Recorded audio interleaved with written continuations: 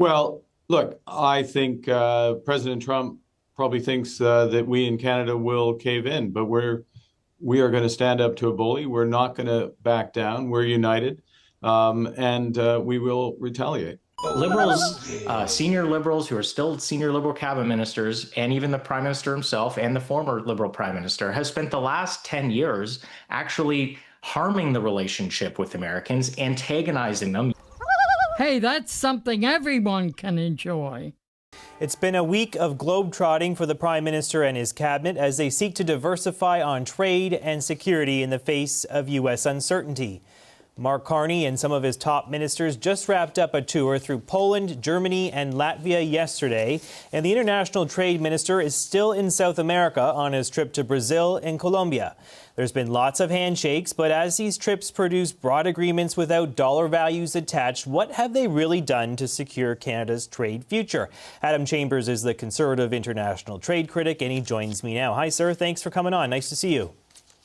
Thanks for having me here, JP. So the Prime Minister signed agreements with Poland, Germany, and Latvia during his swing through Europe. He's trying to open up new markets with the Canada-U.S. relationship on shaky ground. But the Conservatives, I take it, are not giving this trip very good reviews. Tell me why. Well, look, I would say I've been around politicians long enough to judge them by what they do, not just by what they say. And, Mr. Carney ran during the election saying that Canada had to act faster than we've ever acted before.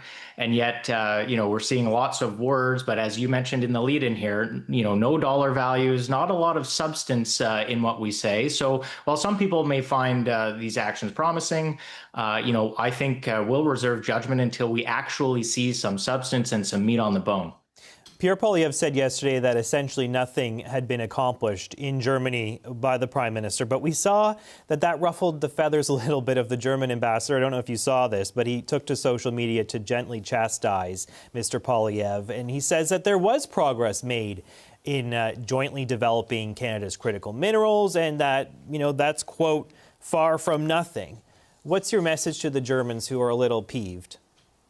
Well, actually, I feel a little bit sorry for the Germans in that, it wasn't that long ago the Chancellor was over visiting former Prime Minister Trudeau, and we sent him home empty-handed, saying that there wasn't a business case for LNG. And now the Liberal government has flip-flopped on itself and reversed this decision. So in one way, I think it's encouraging that we're realizing that we should be selling LNG to Europe. But I recognize that the Germans are in a little bit of a difficult spot because not that long ago, this Liberal government had the exact opposite position that it seems to have today. Yeah, of course. Prime Minister Trudeau saying there's no business case. I've had the German ambassador on this week. I've had the Polish ambassador on this week, and both said they are very much open to Canadian LNG. And the Prime Minister has changed his tune. At least this is a different kind of Liberal, if you will, because he says he's willing to supply an energy-hungry Europe with LNG. He says there are enormous opportunities to develop LNG in this country, a lot different than what we heard from Prime Minister Justin Trudeau. Are you happy about that about-face? Well, look, as I said previously, I think we have to judge a government by its actions, and we haven't yet seen anything announced in terms of being able to deliver LNG to Europe. I mean, they're begging for it. In fact, they say they even buy discounted LNG through America. So, it's nice that we're hearing some things from the Liberal government that seem different than Prime Minister Trudeau, but we actually haven't seen much in the way of anything being delivered or concretely suggested that would give us some comfort that we're actually going to be able to secure these deals. And so that's what's important for us. Conservatives have been consistent for the last decade that we need to be selling our energy to the world. By the way, cleaner energy to the world. Canadian LNG is much cleaner than some LNG you can get in other parts of the world, and certainly much better than getting it from countries like Russia. Mr. Poilievre also panned the Prime Minister's decision to lift some of the retaliatory tariffs last week. He says, if he was in charge, he would put in countermeasures on the Americans.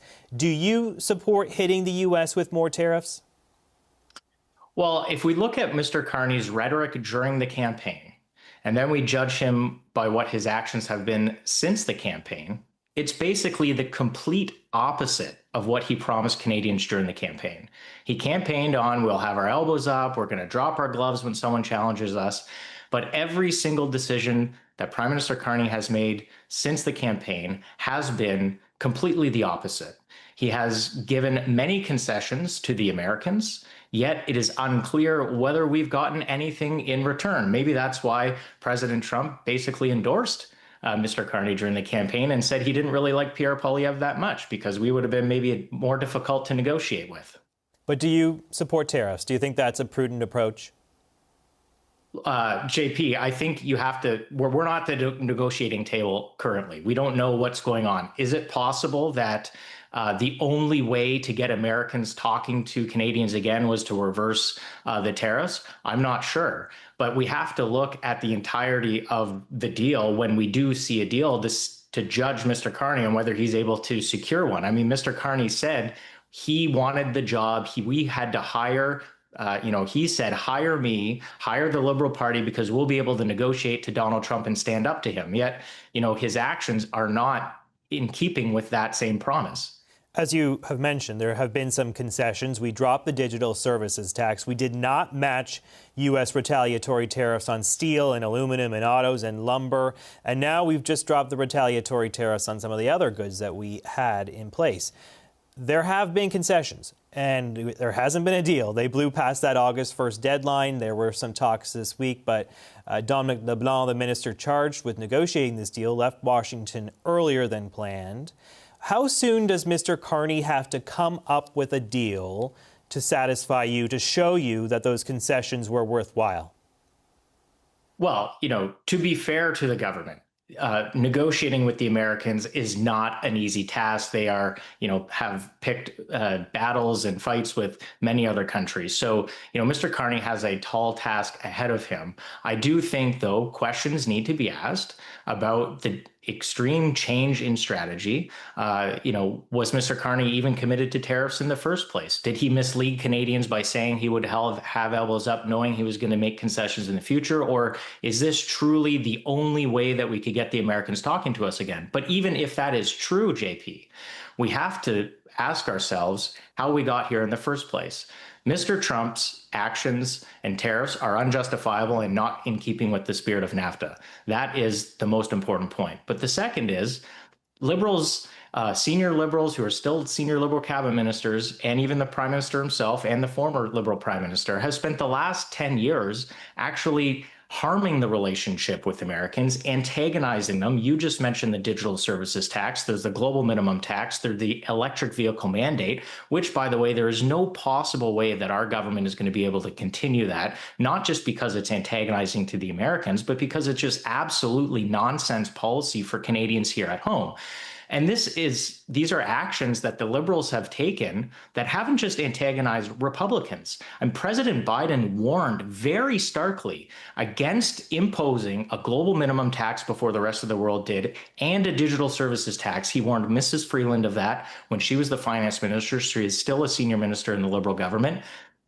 The Democrats warned the Liberals that this would be a problem for the relationship. Republicans have warned the Liberals that this would be a problem for the relationship. And the only bipartisan consensus in America right now is that the Canadian relationship with the Americans has been strained. So I think, we have to be self-reflective about how we got here. We need to figure out a way to get out together. Conservatives have mentioned to Mr. Carney, we've offered our hand of support, whatever we can do to help secure a deal, by the way, that Mr. Carney promised he could get, we would be willing to do. But I think it's still fair to ask questions as we go through this process. Why are we reversing the strategy? How did we get here in the first place? And how do we get out of it together? All right, let's leave it there. Adam Chambers is the Conservative International Trade Critic. Appreciate your time, sir. Nice to see you. Thanks, JP. As a European, I am a European, actually. Oh, you are? Yeah, I'm an Irish citizen. Yeah, so there you welcome. go. Welcome. Speaking as a European. WTF. Here, here. How many kids did you molest with Jeffrey Epstein? More than just elbows. And as the most European of the non-European countries, being aware of what potential conflicts of interest you sought to avoid. What possible conflict would you have, Stephanie? Stephanie, I'm complying with the rules. I'm complying with the rules in advance. Come on, These are Muslim values. These are Canadian values. Hi, everyone. Congratulations, you're spending more money on taxes than on food, clothing, and shelter combined. Hey, that's something everyone can enjoy. All right, gang, thank you all very much for watching. Aaron, Canadian Looney, like, share, subscribe. Smash that subscribe. We're trying to grow this thing. Canadian Federal Politics. Get yours right here. Thanks for watching. We'll catch you in the next video.